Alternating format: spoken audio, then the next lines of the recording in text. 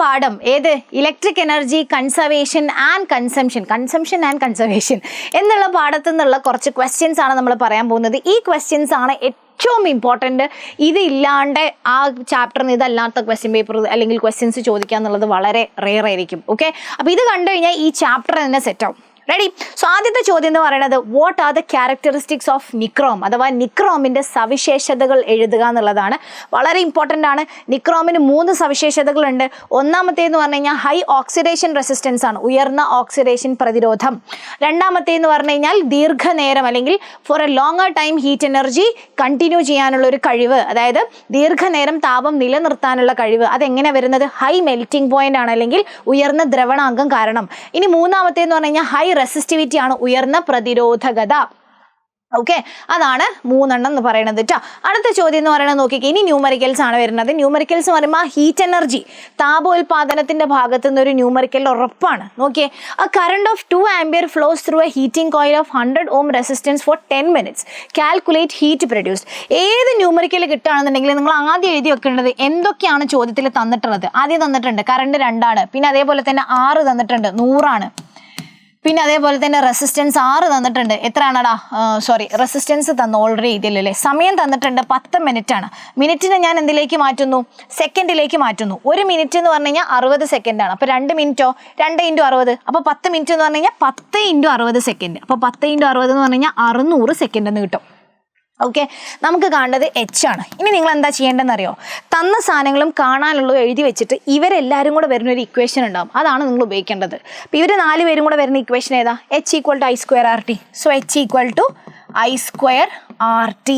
I എത്രയാടാ? 2² എന്ന് പറയുമ്പോൾ 4 ആണ്. സോ 4 × 100 × സമയം എന്ന് പറഞ്ഞു കഴിഞ്ഞാൽ 600 ആണ്. സിമ്പിളായിട്ട് കാൽക്കുലേറ്റ് ചെയ്യുന്ന 6 × 4 24, ബാക്കി 0 ഇട്ട് കൊടുക്കുക. 2 2 2 2,40,000 ജൂൾ. യൂണിറ്റ് ഇടാൻ മറക്കരുത്, എച്ചിന്റെ യൂണിറ്റ് ജൂൾ ആണ്. അടുത്ത ക്വസ്റ്റ്യൻ നോക്കിയടാ. An electric heater operating at 230 volt draws a current of 2 ampere. What is its power and resistance എന്നാണ് ചോദിച്ചത്. അപ്പോൾ ഇവിടെ നമ്മളോട് പവർ വെച്ചിട്ടാണ് ചോദിച്ചത്. പവർ വെച്ച് ചോദിക്കുന്ന സമയത്ത് നമുക്ക് തന്ന സാധനങ്ങൾ ആദ്യം എഴുതി വെക്കുക. വി എത്രയാണ് തന്നത്? 230 ആണ്. കറണ്ട് തന്നിട്ടുണ്ട് I = 2 ആംപിയർ ആണ്. പവർ എത്രയാണെന്ന് ചോദിച്ചിട്ടുണ്ട്, അതേപോലെ തന്നെ R എത്രയാണെന്നും ചോദിച്ചിട്ടുണ്ട്. റെഡി? ആദ്യം P കാണാം. P കാണാൻ എന്തുണ്ട്? V ഉണ്ട്, I ഉണ്ട്. അപ്പോൾ പവർ കാണാൻ സുഖമായി. പവർ എന്ന് പറഞ്ഞു കഴിഞ്ഞാൽ V × I ആണ്. അതായത് 230 × 2, അത് എത്രയാണ് വരിക? 460 വാട്ട് പവർ എന്ന് കിട്ടി. ഓക്കെ, ഇനി നമുക്ക് വേണ്ടത് എന്താണ്? R വേണം. R കാണാൻ നമ്മൾ എന്ത് ചെയ്യണം? R കാണാൻ ഇപ്പം നമ്മുടെ കയ്യിൽ പവർ കിട്ടി. പവർ എത്രയാ? 460 വാട്ട് അല്ലെങ്കിൽ 460 വാട്ട്സ് പവർ കിട്ടി. ഇനി നിങ്ങൾക്ക് കാണേണ്ടത് R ആണ്. R കാണാൻ വേണ്ടിയിട്ട് നിങ്ങളുടെ കയ്യിൽ എന്തൊക്കെയുണ്ട്? ഇപ്പോൾ പവർ ഉണ്ട്, V ഉണ്ട്, I ഉണ്ട്. ഓക്കെ, അപ്പം R കാണാൻ വേണ്ടിയിട്ട് സിംപ്ലി നിങ്ങൾക്ക് വിയും ഐയും മാത്രം മതി. പോരെ? നിങ്ങൾ പഠിച്ചിട്ടുണ്ട് V = IR ആണ്, R = V/I ആണ്. അപ്പോൾ അതന്നെ മതി. സോ നമുക്ക് എന്ത് ചെയ്യാം? R = V/I. V എത്രയാണ്? 230. I എത്രടാ? 2. സോ 230/2 115 ഓം എന്നെന്ത് കിട്ടും? ആൻസർ കിട്ടും. നെക്സ്റ്റ് ചോദ്യം നോക്കിയാൽ അത് വളരെ ഇമ്പോർട്ടൻ്റ് ആണ് കേട്ടോ. ഉറപ്പാണ് ഇതുപോലത്തെ ഒരു ചോദ്യം, വളരെ ഇമ്പോർട്ടൻ്റ് ആണ്. Heating appliances marked 529 watt 230 volt. What would be its power if only 100 volt supplied എന്നാണ് ചോദ്യം. അതായത് ഒരു ഹീറ്റിംഗ് അപ്ലയൻസ് ഉണ്ട്, അതിന് നമ്മൾ 230 വോൾട്ട് കൊടുത്താലാണ് 529 വാട്ട് കിട്ടുക. ഓക്കെ, നിങ്ങൾക്കറിയാലോ വോൾട്ടേജ് മാറിയാൽ എന്ത് മാറും? പവർ മാറും. അപ്പോൾ ഇവിടെ നമ്മൾ 230 പകരം 100 വോൾട്ട് കൊടുക്കുന്നു. അങ്ങനെയെങ്കിൽ നിങ്ങൾക്ക് എത്ര പവർ കിട്ടുമെന്നാണ് ചോദ്യം. ഇതുപോലത്തെ ചോദ്യങ്ങൾ നിങ്ങൾ മനസ്സിലാക്കേണ്ടത്, എടാ 230 വോൾട്ട് കൊടുത്താൽ 529 വാട്ടാണ് കിട്ടുന്നത്. നമ്മളിവിടെ വോൾട്ടേജ് മാത്രമേ മാറ്റുന്നുള്ളൂ അല്ലേ? നമുക്ക് പവർ കാണണമെന്നുണ്ടെങ്കിൽ നമ്മുടെ ഇക്വേഷൻ എന്താ? പവർ എന്ന് പറഞ്ഞു കഴിഞ്ഞാൽ V²/R ആണ്, ആണല്ലോ. അപ്പോൾ ഇവിടെ നമുക്ക് ഈ വോൾട്ടേജ് കൊടുത്താൽ എത്ര പവർ കിട്ടുമെന്ന് കാണാൻ വേണ്ടിയിട്ട് ഈ R വേണം. ഓക്കെ, ആ R കാണാനാണ് നിങ്ങൾക്ക് ഇത് തരുന്നത്. മനസ്സിലായോ? ഇവിടെ വോൾട്ടേജ് മാത്രമേ മാറുള്ളൂ, R മാറൂല. അപ്പം നിങ്ങൾക്ക് ആദ്യത്തെ കണ്ടീഷനിൽ നിന്ന് ആദ്യത്തെ പവറും വോൾട്ടേജും വെച്ചിട്ട് നിങ്ങൾക്ക് R കാണാൻ പറ്റും. അതെങ്ങനെ? പവർ = V²/R ആണ്. അപ്പോൾ ആദ്യത്തെ പവർ എത്ര? 529 = V² എന്ന് പറയുമ്പോൾ 230 × 230/R. ഇവിടുന്ന് 6 കണ്ടൂടെ? സോ ഇനി 6 കാണാൻ 6 മേലോട്ടും 529 താഴോട്ടും. അപ്പോൾ അത് R = എന്ത് കൊടുക്കണം? 230 × 230/529. ഓക്കെ എടാ ഈ 529 വരാനുള്ള കാരണം എന്താണെന്ന് അറിയാം 23 × 23 എന്ത് 529 എന്ന് പറയുന്നത് ഓക്കെ അപ്പോൾ 230 × 230 നമുക്ക് എങ്ങനെ എഴുതാൻ പറ്റും 23 × 23 ചെയ്യുക എന്നിട്ട് 2 0 ഇട്ട് കൊടുക്കുക 23 × 23 എന്താ 529 2 0 ബൈ 529 എന്ത് കിട്ടും ഒരു 529 529 2 0 529 529 2 0 എന്ന് പറഞ്ഞു കഴിഞ്ഞാൽ എന്താ 529 × 100 അപ്പോൾ ഇവിടുന്ന് നിങ്ങൾക്ക് എങ്ങനെ കട്ട് ചെയ്യാം ഇവിടെ 529 പോയി ബാക്കി 2 0 ഉണ്ട് അപ്പോൾ മൊത്തം നമുക്ക് എന്ത് കിട്ടി 6 എന്ന് പറഞ്ഞു കഴിഞ്ഞാൽ 100 ഓം ആണ് എന്ന് കിട്ടി ഓക്കെ ഇവിടുന്ന് 6 കിട്ടി ഇനി ആ 6 വെച്ചിട്ട് നമുക്ക് എന്ത് കാണാം 100 വോൾട്ട് കൊടുത്താൽ എത്ര പവർ കിട്ടുമെന്ന് കാണാം അപ്പോൾ വീണ്ടും പവർ = V² 6 ആണ് അപ്പോൾ പവറാണ് നിങ്ങൾക്ക് കാണേണ്ടത് വി എന്ന് കഴിഞ്ഞാൽ ഇപ്പം തന്നിട്ടുള്ള വി ആണ് 100ൻ്റെ സ്ക്വയർ അതായത് 100 × 100 ബൈ 6 വീണ്ടും 100 ആണ് 100 വെട്ടി നമുക്ക് എത്ര പവർ കിട്ടിയടാ 100 വാട്ട് പവർ കിട്ടി ഇതൊരു വളരെ ഇമ്പോർട്ടൻറ്റ് ക്വസ്റ്റ്യൻ ആണ് ഈ പോലത്തെ ക്വസ്റ്റ്യൻസ് എന്ത് ചെയ്യാറുണ്ട് പൊതുവേ റിപ്പീറ്റഡ് ക്വസ്റ്റ്യൻ ആണ് എപ്പോഴും ചോദിച്ച് കാണുന്ന ഒരു ടൈപ്പ് ക്വസ്റ്റ്യൻ ആണ് കേട്ടോ അടുത്ത നോക്കിയടാ calculate the energy consumed in units if a 500 watt grinder and a 600 watt electric iron each operate for 2 hours എന്നാണ് ക്വസ്റ്റ്യൻ 500 വാട്ട് പവറുള്ള ഒരു ഗ്രൈൻഡറും 600 വാട്ട് പവറുള്ള ഒരു ഇലക്ട്രിക് അയണും 2 മണിക്കൂർ നേരം പ്രവർത്തിച്ചാൽ എത്ര യൂണിറ്റ് വൈദ്യുതി ഉപയോഗിക്കും അപ്പോൾ ഈ കറണ്ട് ബില്ല് അല്ലെങ്കിൽ യൂണിറ്റ് ഒക്കെ കാണാൻ വേണ്ടിയിട്ട് നിങ്ങൾ ചെയ്യേണ്ട പരിപാടി എന്ന് വെച്ച് കഴിഞ്ഞാൽ അവിടെ ഇക്വേഷൻ വരിക ഒരു ഉപകരണം ഉണ്ടാക്കുന്ന യൂണിറ്റ് എന്ന് പറഞ്ഞു കഴിഞ്ഞാൽ അതിൻ്റെ പവർ ഓക്കെ അതിൻ്റെ പവർ ആ പവർ തരുന്നത് വാട്ടിലാണോ കിലോ വാട്ടിലാണോ നോക്കണം മിക്കവാറും നിങ്ങൾക്ക് തരുന്നുണ്ടാവുക വാട്ടിലായിരിക്കും വാട്ടിലാണെങ്കിലാണ് നമ്മൾ ഈ പറയുന്ന ഇക്വേഷൻ എടുക്കേണ്ടത് കേട്ടോ പവർ ഇൻറ്റു അതിൻ്റെ സമയം മണിക്കൂറിലായിരിക്കണം ഇൻറ്റു എൻ എന്ന് പറഞ്ഞു കഴിഞ്ഞാൽ എത്ര എണ്ണം ഉണ്ട് ഓക്കെ ബൈ 1000 ഇതാണ് നിങ്ങൾ യൂണിറ്റ് കാണാനുള്ള ഇക്വേഷൻ എന്ന് പറയുന്നത് പവർ ഇൻറ്റു സമയം ഇൻറ്റു എത്ര എണ്ണം ഉണ്ട് ഇപ്പം നിങ്ങളോട് പറയും 5 ഫാൻ ഉണ്ടെന്ന് പറയും അപ്പോൾ ആ 5 എന്ന് പറയുന്നതാണ് ഈ എൻ എന്ന് പറയുന്നത് കേട്ടോ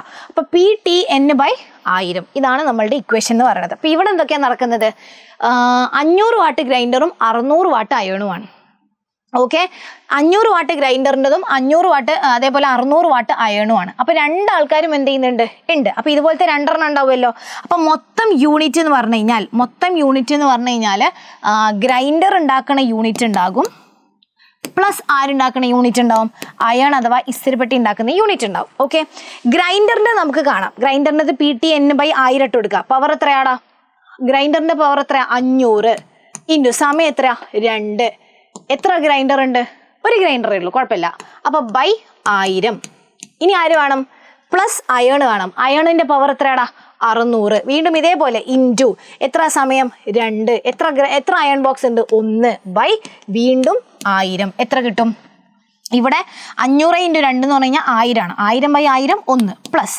600 × 2 എന്ന് പറഞ്ഞാൽ 1200 ആണ് 1200/1000 എന്ന് പറയുമ്പം 3 0 ഇപ്പുറത്തേക്ക് എന്തിട്ട് കൊടുക്കണം ഡെസിമൽ പോയിന്റ് ആണ് അപ്പോൾ 1.2 അപ്പോൾ എത്ര കിട്ടിയടാ 2.2 യൂണിറ്റ് എന്ന് കിട്ടും 2.2 യൂണിറ്റ് എന്ന് കിട്ടും ക്ലിയർ അല്ലേ അപ്പോൾ ഇതുപോലത്തെ കറണ്ട് ബില്ല് കാണാൻ ഇനി ഇവിടുന്ന് നിങ്ങൾക്ക് വരാൻ പോണ ചോദ്യം എന്താണെന്ന് വെച്ച് കഴിഞ്ഞാൽ ഒരു മാസത്തേക്ക് എത്രയായിരിക്കും കറണ്ട് ബില്ല് ഇപ്പം നമ്മൾ കണ്ടത് എന്താ ഒരു ദിവസത്തെ കാര്യമാണ് നിങ്ങളോട് എന്താ പറഞ്ഞത് ഒരു ദിവസത്തെ കഥയാണ് ഈ പറയുന്നുണ്ടാവുക അപ്പോൾ ഒരു ദിവസമാണ് 2.2 യൂണിറ്റ് ഒരു മാസമാണെങ്കിലോ ഒരു ദിവസം 2.2 യൂണിറ്റ് ഒരു മാസം എന്ന് പറയുമ്പോൾ 30 ദിവസമാണ് അപ്പോൾ ഒരു മാസം എന്ന് പറയുമ്പോൾ 30 ഇൻറ്റു എന്ത് വരും 2.2 യൂണിറ്റ് വരും ഓക്കെ എന്നിട്ട് നിങ്ങളോട് പറയും ഒരു മാസത്തെ കറണ്ട് ബില്ല് കാണാൻ അപ്പോൾ നിങ്ങളോട് പറയും ഒരു യൂണിറ്റിന് 5 രൂപയാണ് ഒരു യൂണിറ്റിന് 5 രൂപയാണ് അങ്ങനെയെങ്കിൽ ഒരു മാസത്തെ കറണ്ട് ബില്ല് എത്ര അപ്പോൾ ഇത് ഒരു മാസം എത്ര യൂണിറ്റ് ഉണ്ടാവും 1 മന്ത് എന്ന് പറയുമ്പം എത്ര യൂണിറ്റ് ആയിടാ 2.2 ×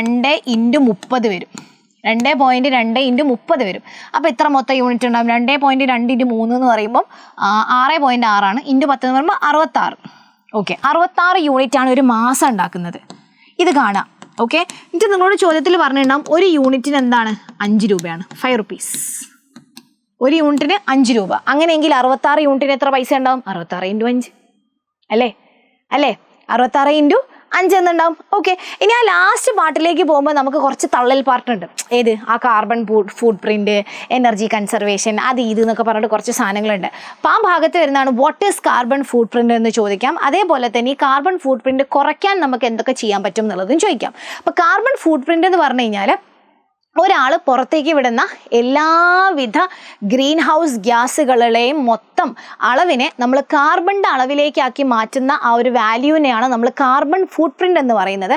അത് കുറയ്ക്കാൻ ഒരുപാട് വഴികളുണ്ട്. ആ വഴികളൊക്കെ മിസ് ഇതിൽ ആഡ് ചെയ്തിട്ടുണ്ട് കേട്ടോ. അപ്പോൾ എന്ത് ചെയ്യണം? ഡൊമസ്റ്റിക് എനർജി കൺസംഷൻ കുറയ്ക്കണം, ഫുഡ് വേസ്റ്റ് ചെയ്യുന്ന ഒഴിവാക്കണം, പബ്ലിക് ട്രാൻസ്പോർട്ട് ഉപയോഗിക്കണം, വേസ്റ്റ് കുറയ്ക്കണം, ആൾക്കാരെ മനസ്സിലാക്കി കൊടുക്കണം, അതേപോലെ എനർജി കൺസ്യൂമിങ് ആക്ടിവിറ്റീസ് ഒക്കെ ചെയ്യണം. അപ്പോൾ ഇതിലൊക്കെ മലയാളം മിസ് ഇവിടെ കൊടുത്തിട്ടുണ്ട്. ഇതിൻ്റെയൊക്കെ നോട്ട്സും കാര്യങ്ങളൊക്കെ കിട്ടാൻ വേണ്ടിയിട്ട് നിങ്ങൾ ചെയ്യേണ്ടത് ഇത്ര മാത്രമേ ഉള്ളൂ. നമ്മുടെ താഴെ കമ്മ്യൂണിറ്റിയുടെ ലിങ്ക് കൊടുത്തിട്ടുണ്ടാകും. ആ കമ്മ്യൂണിറ്റിയിൽ വന്നിട്ട് ജോയിൻ ചെയ്യുക. ആ കമ്മ്യൂണിറ്റി ജോയിൻ ചെയ്ത് കഴിഞ്ഞാൽ നിങ്ങൾക്ക് ഇവിടുത്തെ നോട്ട്സും കാര്യങ്ങളൊക്കെ നിങ്ങൾക്ക് നമ്മൾ സെൻഡ് ചെയ്ത് തരുന്നുണ്ടാവും. ഓക്കെ, സോ ഏകദേശം ഇത്രയും ടൈപ്പ് ഓഫ് ക്വസ്റ്റ്യൻസ് ആണ് നമ്മളുടെ ഈ ഒരു ചാപ്റ്ററിൻ്റെ അകത്തുനിന്ന്, electric energy consumption and conservation എന്നുള്ള ചാപ്റ്ററിൻ്റെ അകത്തുനിന്ന് നമുക്ക് ചോദിക്കാൻ സാധ്യതയുള്ള ചോദ്യങ്ങൾ എന്ന് പറയുന്നത് കേട്ടോ. അപ്പോൾ ഇത് വലിയ ടഫുള്ള സാധനങ്ങളൊന്നുമല്ല. കറക്റ്റ് ആ ഇക്വേഷൻ പഠിച്ചു കഴിഞ്ഞാൽ സിമ്പിളായിട്ട് സോൾവ് ചെയ്യാൻ പറ്റുന്ന ന്യൂമറിക്കൽസും അതേപോലെ തിയറി ക്വസ്റ്റ്യൻസ് ഒക്കെ ഭയങ്കര സിമ്പിളാണ്. മാത്രമേ ഈ ഒരു ചാപ്റ്ററിൻ്റെ അകത്തുനിന്ന് വരുന്നുള്ളൂ. അപ്പോൾ പഠിച്ചുകൊണ്ടേയിരിക്കുക.